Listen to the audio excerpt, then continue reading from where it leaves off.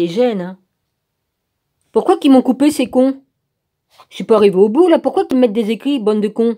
Je sais pas ce qui s'est passé, là. Il s'est passé un drôle de truc. Il n'existe pas de certificat de naissance pour Sarah, aucune généalogie qui confirme ses origines de façon irréfutable. Rien que constitue une preuve de son existence aux identités par les universitaires. Toutefois, les légendes contiennent souvent des parcelles de vérité. Et pas qu'un peu, hein. Trop dangereuses pour être revendiquées comme des faits, mais néanmoins significatives. Les traditions orales sont souvent plus dignes de foi que l'histoire qui est connue pour décrire la partie de celui qui l'a écrite. Quelques parcelles de vérité se cachent derrière l'histoire de Sainte Sarah. Son importance ne repose pas sur les revendications émises par d'autres en Europe par rapport à la place du haut rang. En vertu de leur lignage de sang royal, elle sert plutôt de preuve du mariage sacré, l'union de l'épouse archétypale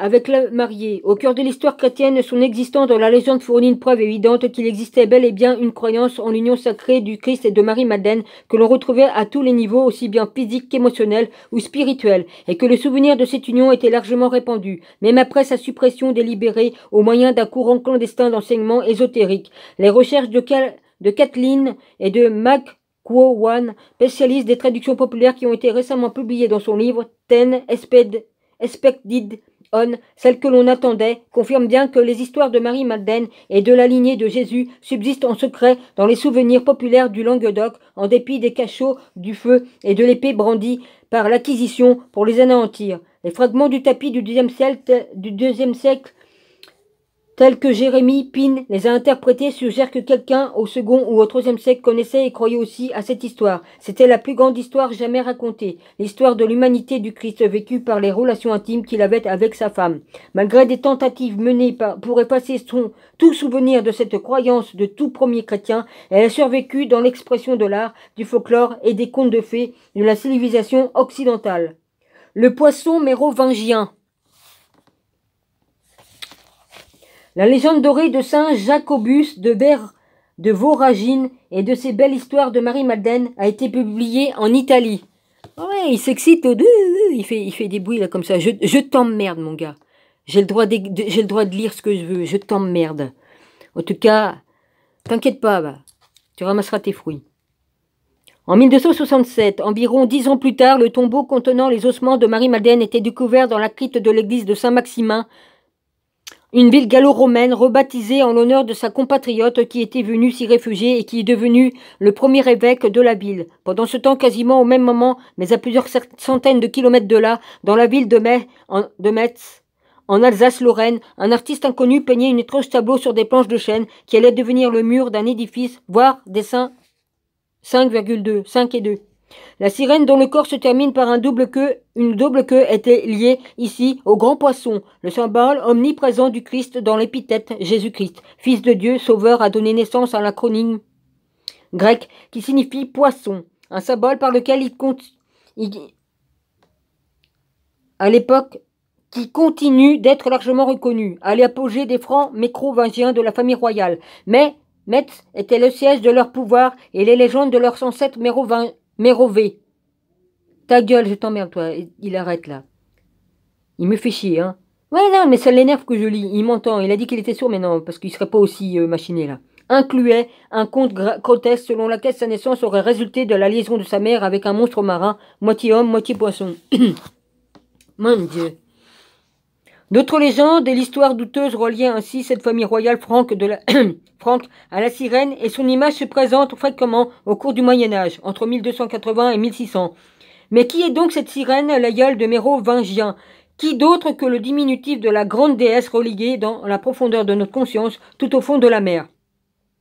Les portraits détrempés sur le bois de la sirène et du poisson semblent être les interprétations symboliques des poissons, l'homme et la femme des poissons en astrologie. Le Christ était reconnu pour être le poisson incarnation de la vieillesse qui arrive depuis l'aube de l'histoire chrétienne. C'est son épouse, le second poisson dans le signe du zodiaque qui ressemble au symbole du yin et du yang, qui a été nié, méprisé, envoyé en exil et qui n'était plus reconnu là où elle passait. Les marques des sirènes présentent souvent MS au niveau de leur nageoire ainsi qu'à celui de leur de leur couronne, prouvant ainsi leur statut royal. Elle aborde souvent aussi des fleurs de lys, le symbole associé à la descendance royale française. Un premier exemple sculpté dans la pierre datant probablement du VIe siècle se trouve là.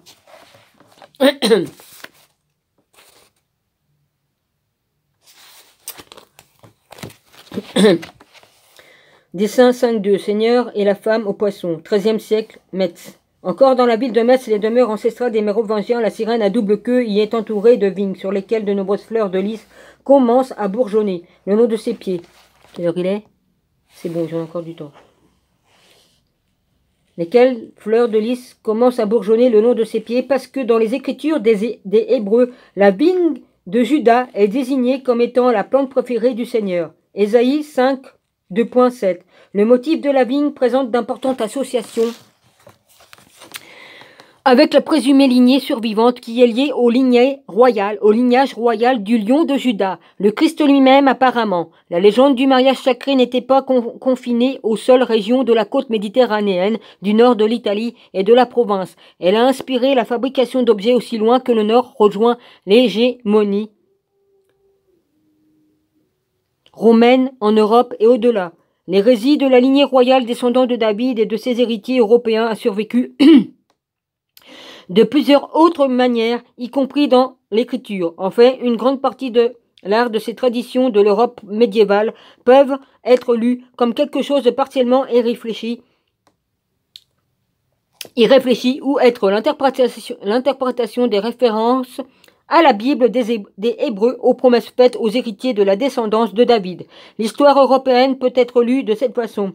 Le poète allemand de Wolfram von Eschenbach affirmait que l'ordre des chevaliers du Temple de Salomon, connu sous le nom des chevaliers de l'ordre du Temple, étaient les gardiens de la famille du Graal. Wolfram n'est pas explicite au niveau de l'identité de la famille du Graal, mais il utilise en termes provoquants pour le Graal lui-même. Il appelle le lapsis exilis, une expression latinisée qui peut être traduite par le bijou ou pierre. En exil, aurait-il pu faire référence à l'autre pierre?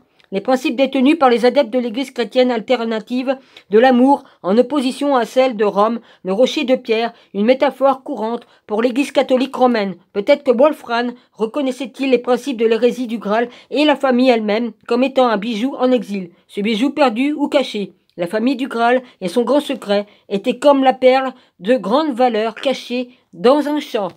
Ah oui, on en parle dans la Bible, ça. La perle. Une